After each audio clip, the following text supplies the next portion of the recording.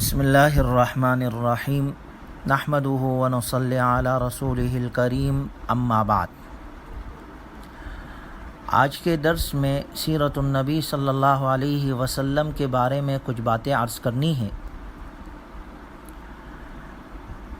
آپ صلی اللہ علیہ وسلم کے آنے سے قبل عرب کے احوال کی کیا کیفیت تھی، اس کا پس منظر جب تک ہمیں تھوڑا بہت معلوم نہ ہو تو سیرت کا صحیح مقام سمجھنے تک رسائی مشکل ہے۔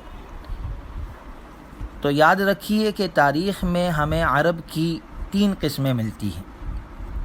نمبر 1 بائدہ، نمبر 2 عاربہ، نمبر 3 مستعربہ۔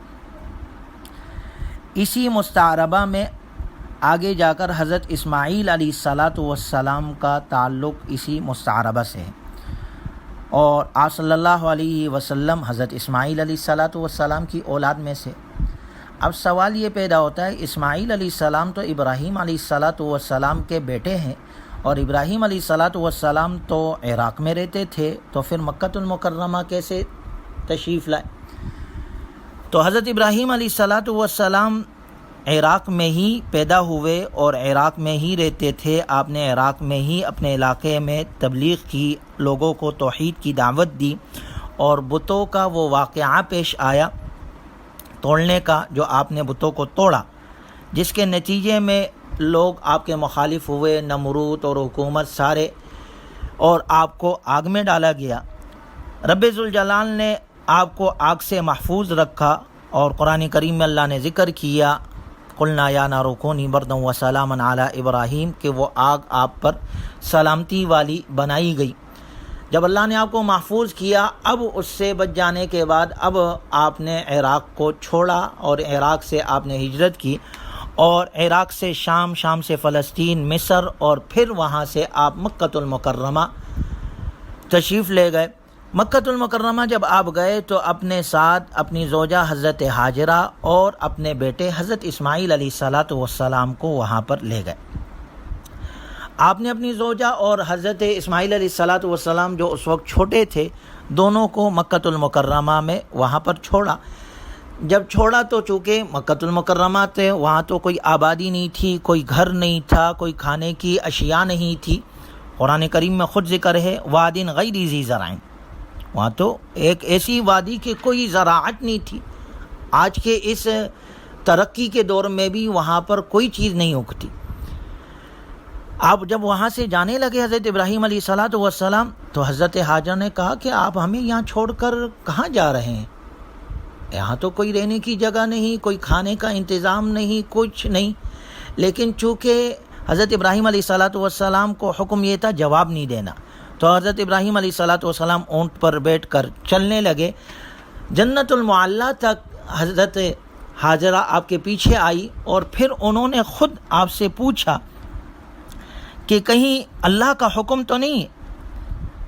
حضرت ہاجرہ نے کہا اچھا ایک بات بتائیں آپ، اللہ امارا کا بہذا، کیا اللہ نے آپ کو یہ حکم دیا ہے، یا آپ ہم خود چھوڑ کر جا رہے ہیں، ہم سے ناراض ہیں؟ تو جب انہوں نے یہ کہا تو اللہ نے حکم دیا کہ اب آپ جواب دے دیں۔ تو حضرت ابراہیم علیہ السلام نے ان کے اس کہنے پر اب جواب دیا ان اللہ امرنی، اللہ نے مجھے حکم دیا ہے، میں اللہ کے حکم کے بغیر آپ کو یہاں نہیں چھوڑ رہا، بلکہ اللہ کا حکم ہے اس لیے چھوڑ کر جا رہا ہوں۔ حضرت ہاجرہ وہیں پر رک گئی۔ علماء نے لکھا ہے حضرت ہاجرہ نے کہا اذا لا یضیعنا، اگر اللہ نے حکم دیا ہے تو پھر اللہ ہمیں ضائع نہیں کرے گا، یعنی اللہ ہماری حفاظت کرے گا۔ چنانچہ حضرت ہاجرہ اور حضرت اسماعیل علیہ السلام وہیں پر رہ گئے، اور یہاں پر علماء نے لکھا ہے کہ اس موقع پر حضرت ہاجرہ نے کہا کہ حسبنا اللہ ونعم الوکیل، ہمارے لیے اللہ کافی ہے اور وہی بہترین کارساز ہے ہمارے لیے۔ تو یہاں پر ان 2 واقعات سے ہمیں 2 سبق ملتے ہیں۔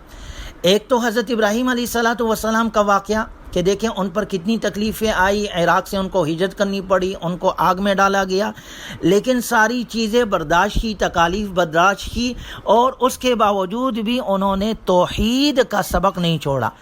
توحید کی دعوت نہیں چھوڑی اور یہی دعوت دیتے رہے کہ بھائی عبادت صرف اللہ کی کرنی ہے. اور اس میں ہمارے لیے بھی سبق ہے کیونکہ ہم بھی ملت ابراہیمی پر ہے. شریعت اگر ہماری محمدی ہے لیکن ملت ہماری بھی ابراہیمی ہے. اللہ تعالیٰ نے نبی صلی اللہ علیہ وسلم سے فرمایا قل فاتبعوا ملت ابراہیم حنیف واتخذوا من مقام ابراہیم مصلی. آپ ملت ابراہیمی کی اتباع کریں, آپ نماز مقام ابراہیم کے پاس پڑھائیں اور قبلہ ہمارا ابراہیمی ہے. تو لہٰذا ہم پر بھی یہ لازم ہے ہم ابراہیم علیہ الصلاۃ والسلام کی اس سنت کو زندہ کریں کہ دین کے کاموں میں اگر ہم پر تکلیفیں آئے تو ہم اس کو برداشت کرنے والے ہو تو اللہ ہمیں اس پر اجر عطا کرے گا اور ترقی عطا کرے گا. اور یہ دعوت قرآن میں موجود ہے.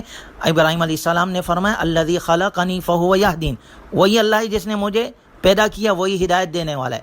والذی هو یطعمنی ویسقین وَإِذَا مَرِضْتُ فَهُوَ يَشْفِينِ وَالَّذِي يُمِيتُنِي ثُمَّ يُحْيِينِ. وہی کھلانے والا ہے, وہی پلانے والا ہے, جب بیمار ہوتا ہوں وہی شفا دینے والا ہے, اسی نے زندہ کیا وہی موت دے گا. تو پہلا سبق یہ ہے کہ اللہ کی عبادت, اللہ کی توحید کو نہیں چھوڑنا. دوسرے واقعے سے سبق کہ جب حضرت ابراہیم نے اپنے زوجہ حضرت ہاجرہ اور اپنے بیٹے اسماعیل علیہ الصلاۃ والسلام کو چھوڑا تو انہوں نے وہاں پر اس حکم کو تسلیم کر لیا کہ اللہ کا حکم ہے, ٹھیک ہے. اب اللہ کے حکم کے سامنے اپنی عقل نہیں چلائی, ٹھیک ہے اللہ کا حکم ہے, اللہ ہمیں ضائع نہیں کرے گا, اور وظیفہ اپنا لیا حسبنا اللہ ونعم الوکیل. تو دیکھیں اللہ نے ان کو کتنا محفوظ کیا کہ وہ جگہ جو وادٍ غیر ذی زرع تھی, کوئی چیز وہاں نہیں اگتی تھی, کوئی آبادی نہیں تھی. جب انہوں نے اللہ کے حکم کو تسلیم کیا اور وہیں پر اللہ کے حکم سے وہ ماں اور بیٹا رہ گئے تو اللہ نے کتنی آبادی کر دی کہ مقام ابراہیم وہاں پر, زمزم اسماعیل علیہ السلام کی برکت سے انہوں نے نکلا وہاں پر. آج صفا مروہ میں سعی کرتے ہیں, حضرت ہاجرہ کی وہ دوڑ لگائی تھی وہ آج تک زندہ ہے. تو ان کا ایک ایک عمل آج زندہ ہے اور ہر مسلمان کا دل آج وہاں جانے کے لیے تڑپتا ہے کہ میں کس طریقے سے چلا جاؤں. تو وہ یہ در حقیقت میں اس اللہ کے حکم کو پورا کرنا تھا. تو اللہ نے دیکھے وہ وادٍ غیر ذی زرع زمین کا سب سے بہترین خطہ کر دیا اور سب سے دنیا عالم سے وہاں پر آج بھی قیامت تک لوگ وہاں پر جانے کے لیے ترستے ہیں. اور چونکہ یہی وہ مسعود بچہ تھا حضرت اسماعیل علیہ السلام جن کی نسل میں آگے خاتم النبیین رحمت للعالمین جناب محمد الرسول اللہ صلی اللہ علیہ وسلم کو آنا تھا, تو حضرت اسماعیل کی اگر حفاظت نہ ہوتی تو یہ پھر سلسلہ جناب رسول اللہ صلی اللہ علیہ وسلم تک کیسے پہنچتا. تو یہ دراصل میں یہ ساری محفل اسی پاک نبی صلی اللہ علیہ وسلم کے لیے سجائی جا رہی ہے. یہ وہی سلسلہ ہے, بقیہ حصہ انشاءاللہ آگے بیان کیا جائے گا. اللہ تعالی ہمیں نبی کی سیرت اپنانے کی, پہلانے کی اور نبی صلی اللہ علیہ وسلم کی سنتوں کے مطابق زندگی گزارنے کی توفیق عطا فرمائے. والسلام علیکم ورحمۃ اللہ وبرکاتہ وآخر دعوانا ان الحمد للہ رب العالمین.